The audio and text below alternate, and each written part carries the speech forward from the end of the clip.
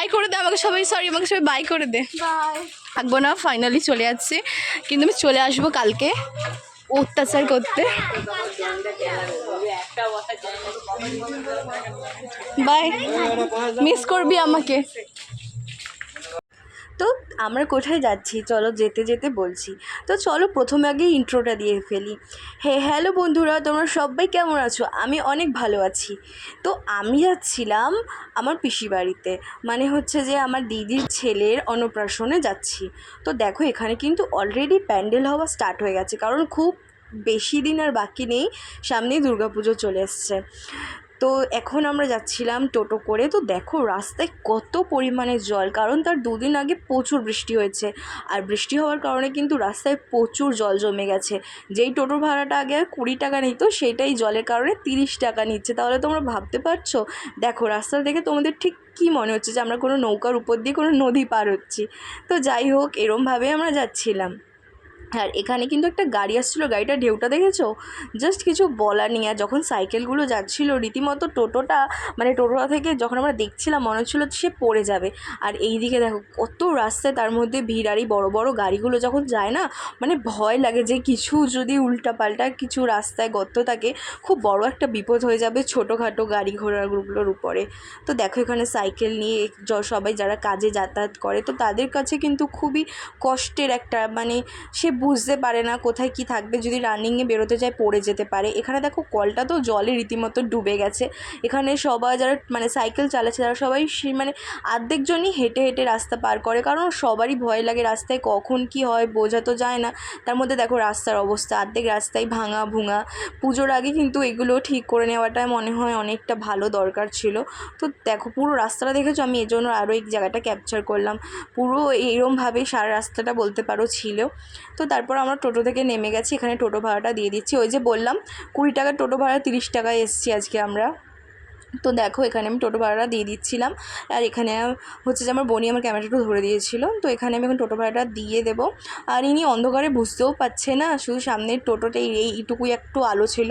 তো তারপরে আমি টাকাটা নিয়ে এবার চলে যাচ্ছি স্টেশনের দিকে। আর তোমরা যদি কেউ এই স্টেশনটা চিনে থাকো তো আমাকে কিন্তু কমেন্ট করো যে এটা কোন স্টেশন, তোমরা যদি কেউ চিনে থাকো তো। তো তারপর আমি চলে যাচ্ছিলাম, আগে আগে বোন পিছনে পিছনে আসছিল। আর হচ্ছে যে এটা কিন্তু মানে সন্ধেবেলার একটা ক্লিপ বলতে পারো, 7টা তখন মেবি এমন কিছু একটা বাজে। তো এখানে স্টেশনটা দেখো বেশিরভাগ সময় কিন্তু ফাঁকাই থাকে, মানে অর্ধেক সময়ই ফাঁকাই থাকে, খুব মানে বেশি ভিড় কখনোই হয় না। তো এখান থেকে চলো আমি আগে গিয়ে টিকিটটা কেটে নিই আগে, কারণ জানো আমি প্রথমে ভাবছিলাম যে টিকিট কাটবো না, তারপর বললাম না থাক বাবা কেটে নিই 10 টাকার জন্য, আবার কি আছে, মানে আর কি ইচ্ছা হচ্ছিলো। তারপর আমি টিকিটটা কাটে চলে গেলাম। তো টিকিটটা কেটে নিয়েছি, এখানে একটা টিকিটে 2টো করে দিয়েছে, কারণ সিঁড়ি হয়ে আমরা ট্রেন লাইন না পার হচ্ছিলাম, মানে একটু রিস্ক নিয়ে নিচ্ছিলাম। তো আমার বোন ভয় পাচ্ছিলো, বারণও করছিলো, কিন্তু বললাম ঠিক আছে আবার অতটা ঘুরবো, চল এখান থেকে এইটুকু পার হয়ে যায়। তো একটু ভয় ভয় পার হয়ে ফেলেছিলাম এখানে। তারপর দেখো চলে এসছে, এটা ট্রেনের অপেক্ষা করছিলাম, ট্রেনে ঢুকে গেলে। এটা কিন্তু আমাদের ট্রেন না, এটা ছিল আমাদের ট্রেন। ট্রেনের মধ্যে আমি কোনো ভিডিও ক্লিপ নিইনি, এটা ট্রেন থেকে নামার কিছুক্ষণ আগেই যেখানে মানে আমি যে স্টেশনটা যাচ্ছিলাম, যে স্টপিংটায় তার আগের স্টপিংয়ের একটা ভিডিও ছিল, যেগুলোটা আমি নিচ্ছিলাম। তো এটা চলো এবার আমরা নেমে যাব ট্রেন থেকে। আর হচ্ছে যে এটা হচ্ছে চেঙ্গাল স্টেশন, এটা হচ্ছে মেদিনীপুর লাইনে পড়ে, টিকিয়াপাড়া থেকে আমরা এলাম। তো এখন এখানে নেমে পড়বো। আর আমরা যেহেতু মহিলা কামরায় উঠেছিলাম, যার জন্য আমরা মানে যেখান থেকে নেমে এই ধরো এখানটা নামলে আমাদের বেশি সুবিধা হতো, বাট আমরা অনেকটা আগে নেমে মানে যেহেতু আগে উঠেছিলাম মহিলা কামরা, তো যেরকমভাবে পড়বে সেই দিকটা নেমেছিলাম। ট্রেন থেকে নেমে আমাদের অনেকটা হাঁটতে হয়েছে, হাওড়া থেকে এখানে অবধি দিয়ে যাওয়ার জন্য, যেটা আমার বয়ফ্রেন্ড করতে পারে না সেটা তুমি করে দেখিয়ে হয়ে ওই পারে পার হব। তো দেখো এখানের ওভারব্রিজটা কিন্তু মানে অনেকটাই উঁচু, আর আমার অনেকটা ভয়ও লাগে বলতে পারো। দেখো রাত্রিটা কি সুন্দর লাগছে। আমার তো আমার পিসিবাড়ি সবথেকে বেশি ভালো লাগে এই মানে এই উঁচু জায়গা থেকে, যখন আমরা অনেক দূর পর্যন্ত দেখি। তো সেইগুলো দেখো ওখানে একটা ট্রেন ঢুকেও গেছে। আর এই দেখো এটা ছিল পরের দিন সকালবেলায়। তো যখন আমরা এসে আর কি মানে আমার পিসিবাড়ির সামনে একটা গঙ্গা আছে, তো আমি কিন্তু সেম ড্রেসই পরেছিলাম, পরে ভাবলাম এখানে হনুমানজির মন্দির, তোমরা একটু প্রণাম করে নিও।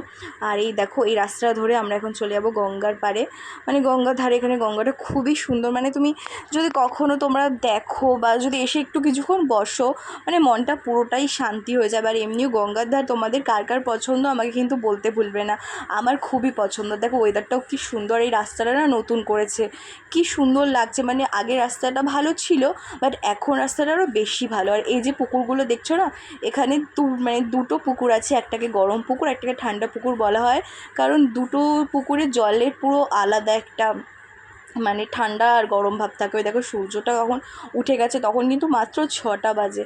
আর দেখো এখানটা দেখে তো আমার মানে খুবই ভালো লাগছে, কারণ আমি এর আগে যখন এসেছিলাম তখনও সুন্দর ছিল, বাট এতটা সুন্দর ছিল না। তো দেখো আমরা কথা বলতে বলতে পুরো পৌঁছেই গেছি। এখন আমি তোমাকে খুব কাছ থেকে সকালবেলার গঙ্গার ধারটা দেখাবো, মানে খুব বেশি ভোরবেলা না, কিন্তু সকাল সকাল বলতে পারো, তখন ভাটা ছিল তাই জলটা অনেকটা পরিমাণ নিচে ছিল। আর আমার ছোটোবেলারই প্রশ্ন যে ওই পাড়ের ওই দুটো কী, যেটা আমি আজও জানতে পারলাম না, মানে আমার জানতে পারলাম না বলছি, উঠতে পারলাম না। আমার ছোটোবেলাতে ইচ্ছা ছিল যে উঠবো এটার মধ্যে। তো দেখো এখানে পুরো গঙ্গার ধার দিয়ে গাছগুলো, তো গঙ্গার ধারে ঘুরে কটা ভিডিও করে তো চলে এসেছিলাম। তো এবার দেখো এখানে আমার জামাইবু কাজ করছে, শুনে নাও। এখন আপনি টেবিলে সাজালেন, জামাটা ফটো তুলতে হয়েছে দিদি, এটা আমার জেঠু। হাই করো। কিরম লাগে? ভিডিও হচ্ছে এখন, দেখি ওখানে কি কি গামলি আছে দেখো তো। দেখি সরো। আচ্ছা তোমরা এবার ওখান থেকে বেরিয়ে এসো, সবাই বেরিয়ে এসো। তারপর চলো এখানে পুচকুর খাবার রেডি পুরো করেছে, এটা আমার বোন পুরোটা সাজিয়েছে, আর আমি জাস্ট ফুল দিয়ে একটু ডেকোরেশন করেছি। তো চলো এবার দেখা যাক, এই পুরো আইডিয়াটা আমার বোনের প্ল্যান ছিল। আর ওই যে মাঝখানে চামচটা দেখছো, এটা কিন্তু রূপোর চামচ। এখানে আমার বাবা ওকে খাইয়ে দিচ্ছিলো, আমার বাবা কিন্তু ওর দাদু হয়, মানে এটা আমার দিদির ছেলে, ওরই আজকে অন্নপ্রাশনে আমরা এসেছি। তো দেখো ওখানে আমার বাবাকে খাইয়ে দিচ্ছে রূপোর চামচটা করে। প্রথমে মামা ভাত খায়, কিন্তু আমার ভাই যায়নি, আমার ভাই ওর মামা হয়, তো তার জন্য ও দাদু ভাত খেয়েছে।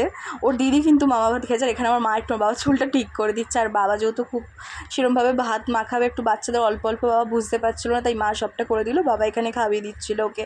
আর ও কিন্তু ভাতের থেকে মাছটা মনে হয় বেশি পছন্দ করে, যেটা তোমরা আগে গিয়ে ভিডিওর মধ্যে দেখতে পাবে। যখন ভাত খাচ্ছিলো তখন কিন্তু ওর অতটা ইন্টারেস্ট ছিল না ভাতের প্রতি, কিন্তু এর পরে যেটা হবে এবার দেখো তোমরা। ওর মাছ খাওয়ার খুব হয়তো ইচ্ছা ছিল, ও মাছটা পেয়ে ভীষণভাবে খুশি, ও মাছটা কিছুতেই ছাড়বে না। মানে আমার বাবা যখন সরিয়ে নিচ্ছে, ও নিজের হাত দিয়ে ওটা ধরছে। আর তারপরে এখানে ওকে মিষ্টি খাইয়ে দেওয়া হচ্ছিলো, এবার আমার বাবাকে জল খাওয়াবে। তো ও না মানে মিষ্টি পছন্দ করে, ও ঝাল পছন্দ করে, তো মাছের মাথাটা খুব পছন্দ করছিলো, বাট এই মিষ্টি খাবারগুলোর ঠিক পছন্দ হচ্ছিল না। তারপরে আমার বাবা ওকে একটু জল খাইয়ে দেবে, আর যেটা আমার বাবা পাচ্ছিল না, কারণ গ্লাসটা ওর থেকে অনেক বড় ছিল। তারপরে এখানে যে হয় ও কী ধরবে সেটা আমরা আর কি করছিলাম। তো চলো তোমরাও দেখো কী ধরবে। ওখানে রাখা ছিল সোনা, মাটি, টাকা, খাতা, পেন আর খেলনা। তো ও মাটি ধরেছিল, সবার প্রথমে মাটি, তারপর তো মেন কথা ওর পুরো থালাটাই লাগবে, এটাই ছিল ব্যাপার। প্রথমে ওর পুরো থালাটাই লাগবে, কিন্তু হাতটা মাটিতে আটকে ছিল। তো এবার জানি না, অনেকে বলে যে যার যার মধ্যে যেমন থাকে, বাট এটা কোনো নিয়মে হচ্ছিলো না, জাস্ট খেলার জন্য মানে মজার জন্য আর কি করা হচ্ছিল। তারপরে সোনার চুড়িটা ধরেছে, মাটি আর সোনার চুড়ি আপাতত ধরলো। তো চলো দেখো এখানে আরেকবার আমরা বলছিলাম যে আরেকটা কিছু ধর, তারপর ওর মনে হয়েছে না থাক, একটু পড়াশুনো করারও দরকার আছে, খাতাটার দিকে ওর হাতটা গেল। মোটমাট কথা তোমরা বলতে পারো ওর পুরো থালাটাই লাগতো, ওর একটা জিনিস লাগতো না, ওর পুরো থালাটাই লাগতো। তো খেলনাটা পড়ে গেল, আর কিছু করার নেই। এখানে আমি ওর সাথে একটু ভিডিও করেছিলাম, আর এটা ছিল এইটুকু একটা ভিডিও। তোমাদের ভালো লাগলে অবশ্যই একটা লাইক, কমেন্ট আর আমার চ্যানেলটা সাবস্ক্রাইব করে দিও। দেখা হচ্ছে নেক্সট ভিডিওতে, টাটা ততক্ষণের জন্য।